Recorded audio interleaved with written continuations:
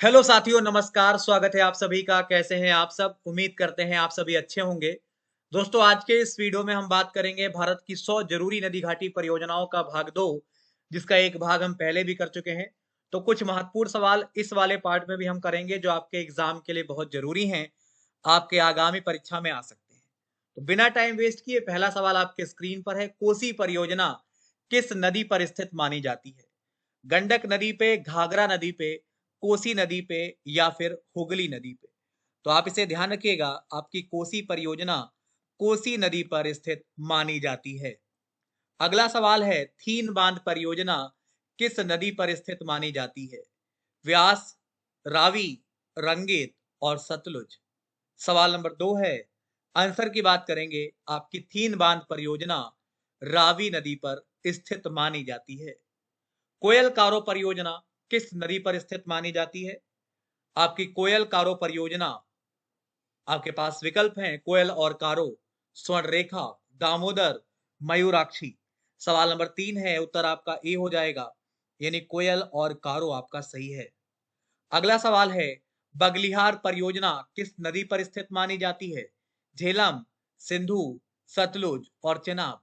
सवाल नंबर 4 है, उत्तर की बात करेंगे, आपका आंसर हो जाएगा बगलिहार परियोजना चिनाब नदी पर स्थित मानी जाती है।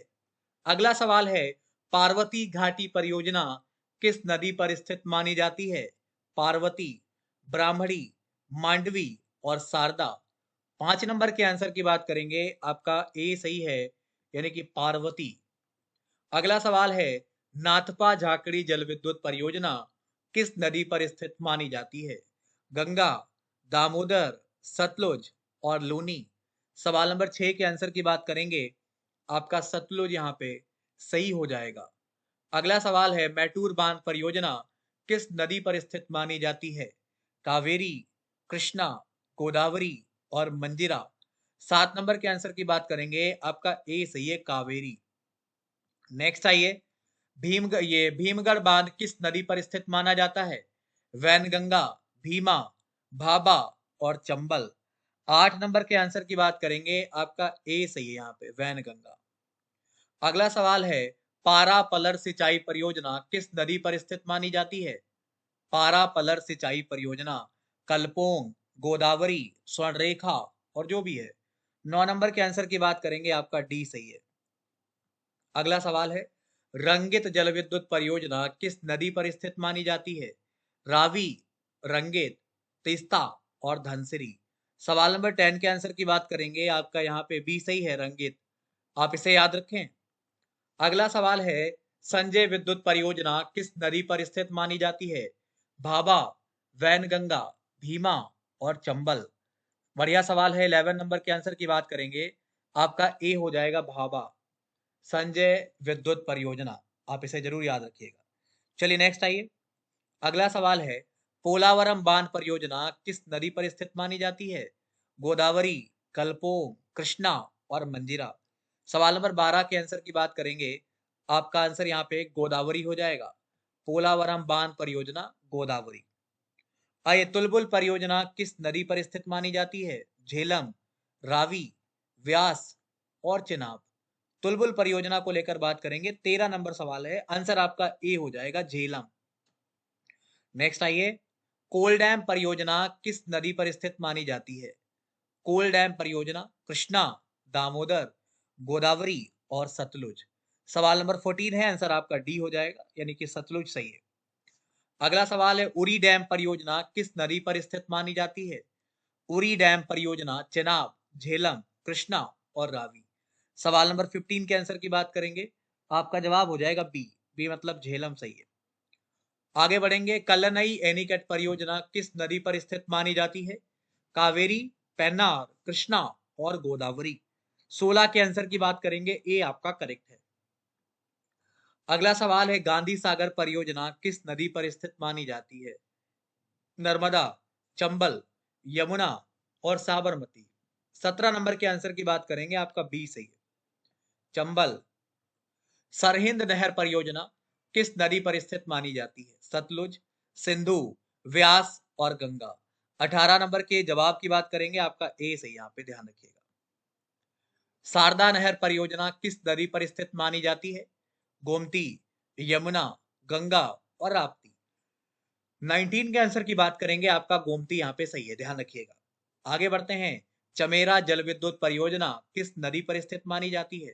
रावी, सतलुज, झेलम और चेनाब।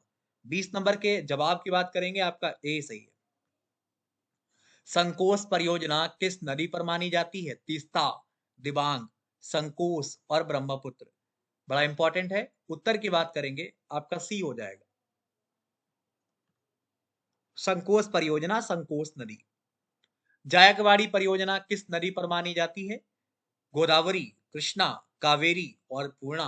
परियोजना गोदावरी नदी से संबंधित मानी जाती है। धौली गंगा परियोजना किस नदी पर स्थित मानी जाती है? धौली गंगा, दमन गंगा, राम गंगा या किशन गंगा। 23 नंबर के आंसर की बात करेंगे, आपका ए सही है, यहाँ पे याद रखिएगा। कलपोंग जल विद्युत परियोजना किस नदी से संबंधित मानी जाती है? गोदावरी, कलपोंग, मांडवी और पेन्नार। 24 के आंसर की बात करेंगे, आपका बी करेक्ट है। आप इसे जरूर ध्यान रखिएगा, इंपॉर्टेंट है आपके लिए। आइए आगे बढ़ते हैं। हथनी कुंड बैराज किस नदी पर स्थित माना जाता है? यमुना, गंगा, व्यास और सतलुज। 25 नंबर के जवाब की बात करेंगे, आपका यमुना सही है। आप इसे जरूर याद रखिएगा। तो ये भाग 2 था और कुछ महत्वपूर्ण सवाल थे जो आपके एग्जाम के लिए जरूरी हैं, आ सकते हैं। आप इन्हें याद कर लें, पढ़ लें, ये आपके एग्जाम में आएंगे। ठीक है भाई।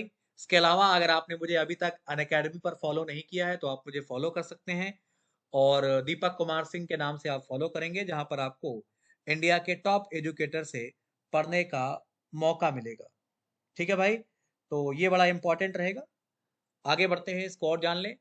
और अगर आप प्लस ज्वाइन करते हैं तो आपको बहुत सारे बैच करने को मिलते हैं, पढ़ने को मिलते हैं, आपकी तैयारी को बेहतर करते हैं।